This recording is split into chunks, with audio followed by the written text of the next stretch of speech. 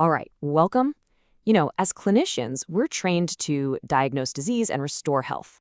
But at the very heart of all of that is our ability to relieve suffering. And that journey almost always starts with understanding the single most common reason a person walks through our door. So let's kick things off with a really fundamental question. Just think about it for a second. In your own experience, on the wards or in the clinic, what's that one universal signal that something's wrong? The thing that makes people finally decide they need our help?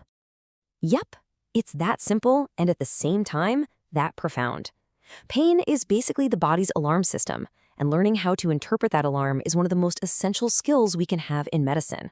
It's not just a symptom, it's a whole experience that we have to decode. Now, what's so critical about this formal definition is that it has two parts. See that? It's not just sensory, it's also emotional, and that is a huge deal. It tells us right from the start that pain isn't just a simple signal coming from a damaged tissue. Nope, it's a complex experience that's actively shaped by the brain. So, here's our game plan. We're going to follow the journey of a pain signal from start to finish. We'll begin with what you could call the hardware, the nerves themselves. Then we'll get into the software, how the brain processes it all. After that, we'll see how this plays out in the clinic, and we'll wrap up with the core principles of how we manage it.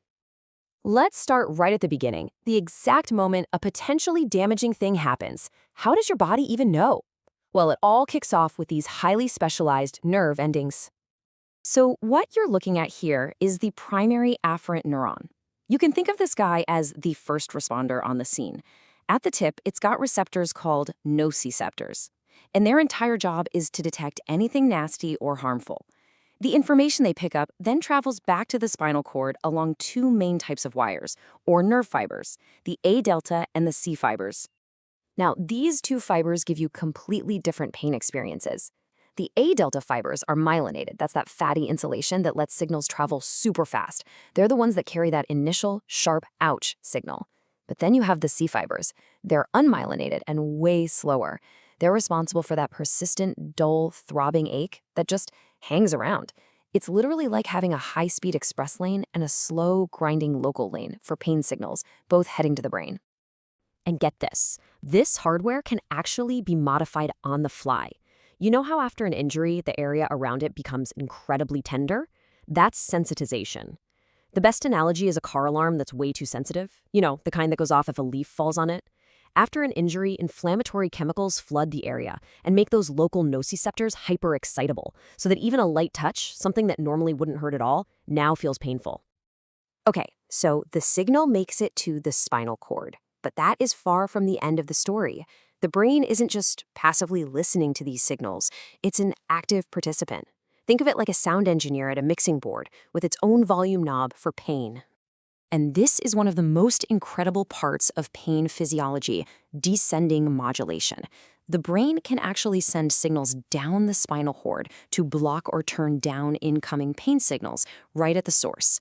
It's our own built-in natural pain relief system. This is how a soldier on the battlefield can get a serious injury and not even feel it until much, much later. Their brain is actively cranking that volume knob down to zero. And here is the stone-cold proof that this isn't just some psychological trick. Check out these fMRI scans. On the left, that's the brain's typical response to something painful. But on the right, that's the brain of someone who was given a placebo, a sugar pill they thought was a painkiller. And you can see a measurably lower response in the pain-processing areas of the brain. The takeaway here is huge. The placebo effect is a real neurobiological event. The brain is literally turning down its own pain. So, this brings us to one of the most important takeaways for any of us in the clinic. A patient's psychological state, how anxious they are, what they're focusing on, what they expect to happen, is not separate from their physical pain. It directly controls that volume knob, that descending modulation system, and changes the actual intensity of the pain they feel. Okay, so we've got the hardware and the software down. Now, how do we actually use this knowledge when a patient is sitting in front of us, trying to tell us what's wrong? Let's walk through a couple of really common scenarios. Let's talk about chest pain. Obviously, one of the most high-stakes things we see. The patient's own words are your first and maybe your most important clue, because the quality of the pain tells you so much. Do they say it's a squeezing or a heaviness? That points you toward myocardial ischemia. Is it a tearing or ripping feeling? That is the classic terrifying description of an aortic dissection. A sharp pain when they breathe in? You're thinking about the lungs, maybe a PE. A burning feeling? That sounds more like a GI issue. The words they use help you build that differential diagnosis in real time. The same idea applies to something incredibly common, like low back pain.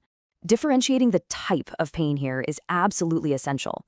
Is it a dull, deep, throbbing ache? That's probably nociceptive pain, coming from muscle, bone, that kind of thing. But what if they describe it as sharp, shooting, like electricity? Well, that's the classic signature of neuropathic pain. The nerve itself is the source of the problem.